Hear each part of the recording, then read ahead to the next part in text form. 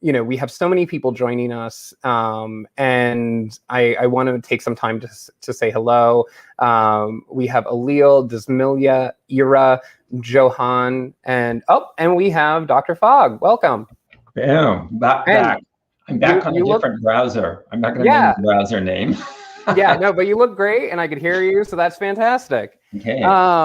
Yeah, so I was just talking a little bit about untangling and some things that I worked on during the pandemic, including, I didn't have a commute anymore, so I would end up sort of being in bed longer in the morning, but then I ended up sort of slowly replacing that time with something else. So that way I had a reason to get up. So I was able to sort of disrupt that a little bit. And Andrew, can I comment on how that works? And what you did was exactly right. And when you are discouraged, or when you are anxious, or when you are stressed out, and who isn't these days, the way that you can combat that, the way you give yourself hope, is by making tiny changes and helping yourself feel successful for those changes. And in my research, what I find is that the size of the change, the size of the success, doesn't seem to matter very much to our brains. So even you pouring a glass of water and taking a sip and then feeling good about doing that can have just an oversized effect on how you think about yourself and your optimism and your confidence. So the secret here, or the thing that I find so amazing, is even by making tiny changes and feeling successful, it can have a really big impact on our confidence, our motivation moving forward. It reduces fear, it reduces anxiety. And so you don't have to make huge changes to build momentum and get going. Focus on the tiniest things that you want to change, that you want to bring into your life. Yeah. And why, why, when you talk about tiny habits and taking these baby steps toward changing your routine and what you're doing, why don't those big leaps work? Why is it sort of those incremental steps? Because I know there's a lot of people, they're impatient. Why does it take a long time to make to sort of get through that threshold? So why don't the big changes work? And you have your behavioral model there. I'm going to show a visual aid. And in fact, I'll be even goofier. I'm going to bring in a stuffed animal to do this. So I didn't think I was going to do this, but I'm always prepared. So this is how behavior works. Human behavior works in this way. If you're above the action line when prompted, you'll do the behavior. Okay, if you're below the action line with low motivation, hard to do, you're not going to do the behavior when prompted. So if you pick something hard to do, you're right here. So a monkey picks a hard habit. In order to do the habit, so it's hard to do, monkey's motivation has to be high. As soon as monkey's motivation sags, he can no longer do the hard behavior. Now, if it's really easy to do, monkey can be high or low on the motivation axis, and he still does the habit. Where if it's hard, he has to keep, or she has to keep. I haven't figured out the gender of monkey yet. Monkey needs to keep motivation high. And as human beings, I guess monkeys as well, we can't always keep our motivation high. Our motivation shifts around over time. And that's not a flaw, that's human nature. In fact, it's probably a good thing. If our motivation was high for everything all the time, that would be kind of a really difficult way to live. So our motivation goes up and down over time. And it was looking, Andrew, at my own behavior model. It was looking at this very graphic, not this poster, but this very graphic of my own model. That I was like, oh my gosh, if it's hard to do, that means you have to sustain motivation. And we can't do that as human beings. It's very, very hard to do. So if you make it super easy and tiny, then you don't have to worry about motivation very much. Yeah, and I think everyone could see this actually in action in normal times when gyms are open and stuff around sort of the new year, because, on January 2nd or January 3rd, the gyms are packed with people because even though they had to get up, they had to go to the gym maybe in the morning, the motivation for them is very high. They set a new goal. But then as the week goes on, people end up sort of breaking away, and I assume that's because their motivation eventually falls, and it still remains hard to go, but the motivation depletes too quickly. Can I show you, Andrew, exactly what you described on the model here? So it's the new year. Your motivation is up here. High levels of motivation. That means you can do hard things. Okay, so this one. Now, as your motivation sags, look what happens. You're no longer able to do the hard things. And as it gets lower and lower, all you can do are the easy to do things. So as your motivation goes up and down, watch this green line. As your motivation sags, you can no longer do the hard things. If you could magically keep your motivation high, then you could do hard things. But that's not how we are. That's not human nature. We can't do that. So Tiny Habits and my work really faces the reality of who we are as human beings and what happens with our motivation. And we're designing around the problematic nature of motivation. So rather than beating ourselves up or thinking, how do I magically get more motivated? Instead, we're designing around that, and we're making things super easy, and we're designing it into our routine rather than forcing it in and using willpower.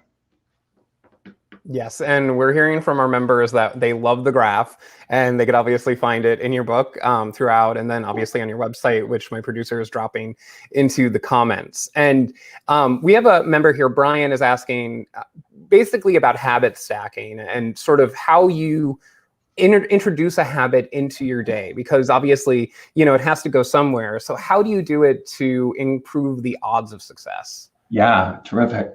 So it was in 2010 that getting out of the shower, I got the insight that you can put a habit after something you already do. And I called it anchoring. So I call it anchoring. Other people have taken that concept and they call it stacking or piggybacking. But let's be clear, it's about, figuring out where does this fit naturally in your routine.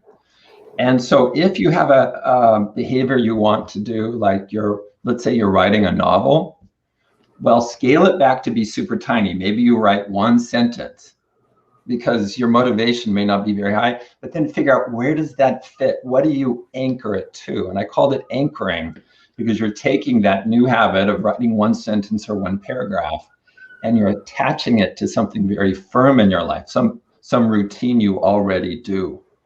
And that means you don't have to have alarms or Post-it notes or other types of reminders. You're using your existing routine to remind you. Now, I've created a new tool to make this really, really easy to do. And Andrew, I didn't intend to talk about this, but it's a good answer to the question. If there's a way to pick the tiny habit and then find the right anchor for it, and I call it Recipe Maker. So if you go to tinyhabits.com/recipes, and it works best on mobile phones and tablets, you can do it on a desktop, but go to tinyhabits.com/recipes. You can go through the categories, pick the new habits you want, and then it's kind of like swiping. You swipe left and right. Then you can find where does this new habit fit in your life. And I've been running sessions on Clubhouse, and people can do this reliably within just a couple of minutes. And on Clubhouse, I'll bring people to the stage and we'll talk about it. And then I'll run the whole session again in 5 minutes. So it's a really, really fast way to design new habits into your life using the Tiny Habits method of anchoring, which is attaching it to a behavior or a routine that you already do reliably. Yeah, no, and Clubhouse is a new app that is audio only, and for anyone out there that's job searching, there's a lot of job search coaches on there too. So be sure to find Dr. Fogg and check it out, and especially that tool. And we have a question here from Johan, and basically he wants to know how to avoid distractions. And I think that's something that a lot of people deal with now because their routines have been mixed up a little bit. Day to day might look different. So it does sort of incorporating that into existing routines. Is that the secret, or how do you avoid those distractions? Yeah. Andrew, that's a really important question, but Eduardo just posted a comment in the chat that I want to address, and then we'll talk about distractions. Yep. In showing the behavior model, what you're if somebody is anywhere above the action line when prompted, they do the behavior. So this is the action zone. It's not the line, it's being above the line. So even if a behavior is really easy to do, your motivation might be super high for that behavior.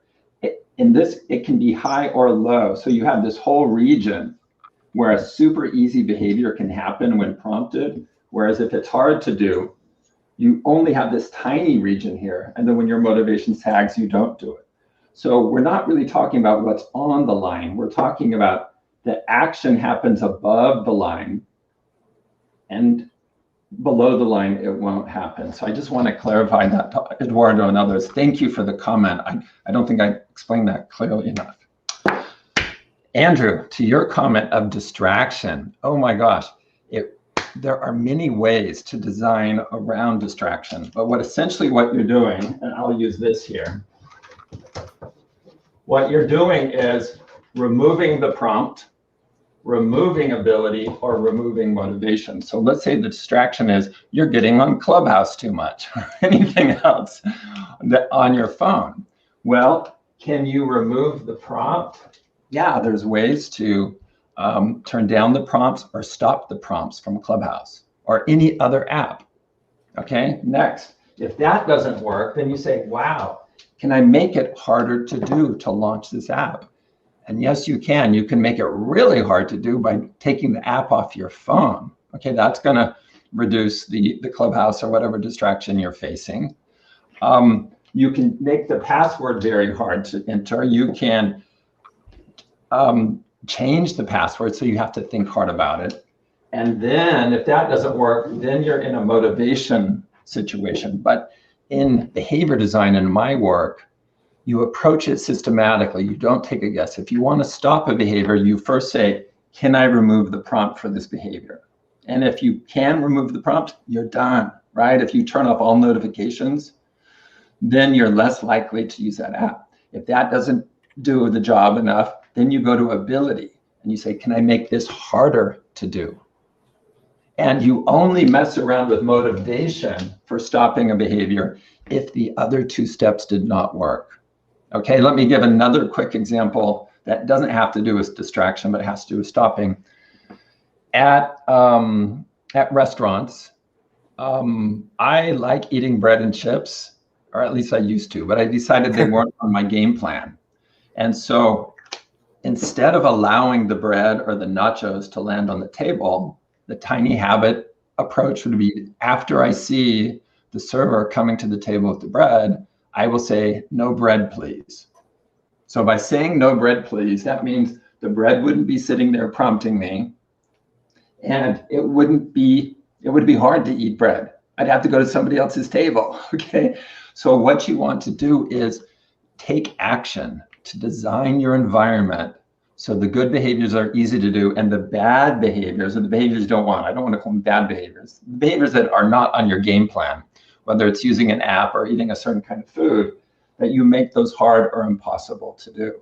So don't think about, the issue of distraction as a character flaw. Think of it as a design challenge. How do you redesign your environment so you're not being prompted to do things that will distract you, that it's not easy to do things that distract you? And start there, and don't beat yourself up, and don't think, oh, I'm a bad person or whatever. It's a design challenge and opportunity. It's not about your character or your willpower. It's how do you design it into your life or out of your life? Yeah, and I think, a good way to think about that too is probably, when we see advertising, when we see things in supermarkets, like all those are designed to make you want to buy things. And they use this model basically to say, hey, listen, we can put up this big sign, we could put a sale on, and we can make them go and grab for that bottle of detergent or something like that, because they're playing with the prompt, the motivation, things like that. Well, and can I give what the two general principles are? For better and for worse. There are two overriding principles that lead to lasting change, that lead to engagement. And I call these maxims. And I think I have posters for them right here. Here we go. Bam. Help people do what they already want to do. And if you're changing your own life, modify it to help myself do what I already want to do. That's what every winning product or service has done. I mean, if we take Clubhouse as a very current example, I was on Clubhouse this morning and people are talking about how addicted they were to it, how it's become part of their life. Clubhouse, for some people, does a very good job of helping them do what they already want to do. Next, maxim number 2 is help people feel successful. So if you're designing for your own life and habits, help yourself feel successful. But every product or service that has engaged you, that has become part of your life, does those 2 things. Every habit that you've acquired, good or bad, all habits form in the same way. They helped you do what you already wanted to do at some level, and they helped you feel successful. So as you look at your own habits, other people's habits, products and services that have gone big, products and services that are taking off like Clubhouse, those are the 2 things that they're doing, helping people feel successful and helping people do what they already want to do.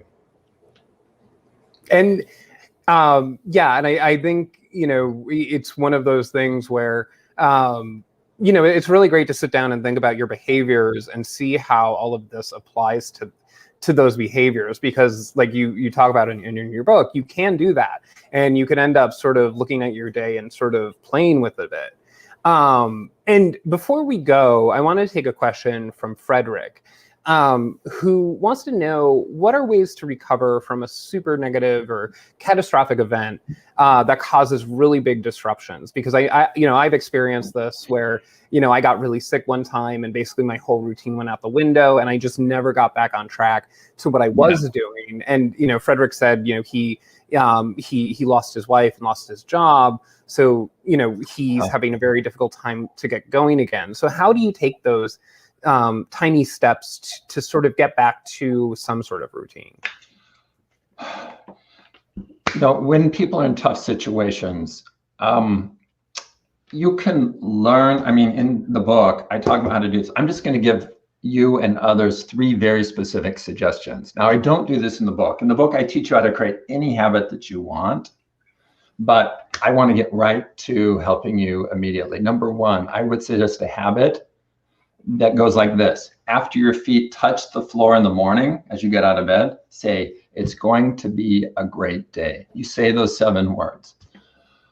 I know it sounds woo-woo, but it works, people. Just try it. And even if you don't believe it, I mean, I've been doing this for 8-9 years now.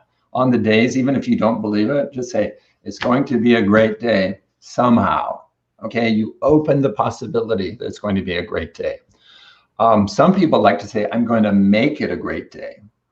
Even if you're feeling down, as you're getting out of bed, say it, "I'm going to make it a great day somehow." And watch how often it will actually be a much better day than it would have. So that's number 1. Number 2, I would strongly suggest having a daily habit of connecting with nature, whatever you can do at this point. If you're stuck indoors, it might just be looking at nature photos online. If you can go outside and look at a plant closely, do that. So find where connecting to nature has huge power, and huge power to regenerate our souls and our brains. And so the tiny habit recipe might go like this. After I start the coffee maker, I will open up a search and look at nature photos, or maybe go to Pinterest and look at nature photos or something like that if you can't get outside. If you can go outside, maybe it's like, after I feed the dog, I'll walk around my yard and look carefully at all the plants. Okay, that's nature. Number 3, social. Find a way to connect with somebody every day. Let me give one of my habits. So I surf every morning here in Maui, and then after I'm done, the habit goes like this. After I pull onto the road and I'm driving home, I will call my parents. So every day, I'm not doing it today because I'm here with you all, I call my parents on the phone. And so find a moment, and not just texting, if you can, find a way to connect with a real human being every day, figure out where it fits. And again, I'll just use the same anchor. After I start the coffee maker, I will call my parents. Or if you can't feel like you can't call somebody, I will text one of my friends. So make a habit of saying it's going to be a great day. Make a habit of connecting with nature, and make a habit of connecting with somebody in real time in your life. I'm not talking Twitter. I'm not talking Facebook. I'm not talking even Instagram. In real time, connect with somebody else. And those would be the three things I would suggest in a difficult situation. And watch how your optimism changes, and watch how things will open up for you. And you'll be encouraged to make other changes in your life. I think that's wonderful, and I'm sure that will help Frederick and many people who are going through very difficult times. And thank you so much for joining us and sticking with us through all the technical difficulties. I really appreciate it. Thank you, Andrew, for having me. Of course, yeah. And no, we have so many people in the stream asking for a longer session, and my producers have been dropping BJ's website into the comments. So if you visit that, he actually has a course on there that you could take. So even if you couldn't watch the whole session, or you didn't think the session was long enough, there's resources on his website. And of course, there is his book, Tiny Habits, small changes that change everything. And you'll see it. It has this little yellow tag, "This book will change your life." So be sure to check that out. And in fact, regarding the last question, there's a whole chapter in there about emotions and how they tie into habits. So be sure to check that out. And again, thank you all for joining us. Thank you for spending some time with us and sticking with us through some technical difficulties. I hope you're staying safe, especially all of you in the South who are having cold snap right now. I think Jeffrey was joining us from Texas. He said he was thawing out. So, I hope you're all staying safe. Be sure to follow your local health guidelines, because it's obviously a difficult time all across the world right now. And you can only get hired. You can only be a good candidate if you're well enough and healthy enough to do so. So take care of yourself. We're not going to have a Get Hired next week, but don't worry. There's always wonderful content on the LinkedIn news page. And coming up today at 1:30, there's actually a conversation with Dan Yergin, who is a Pulitzer Prize winner. And, we're going to be talking about Texas facing so many challenges, rolling blackouts since this past weekend, the coldest temperatures it's had in a century. So that's at 1:30 Eastern time today. Energy expert, economic historian Daniel Yergin will be joining my colleague Nina Melendez on LinkedIn News Live to unpack the crisis. So be sure to tune into that. You'll be hearing a lot about sort of the oil industry, what happened, what caused this issue in Texas. And then I'll be back March 5th with another edition of Get Hired Live. And thank you again for joining us, and I'll see you next time.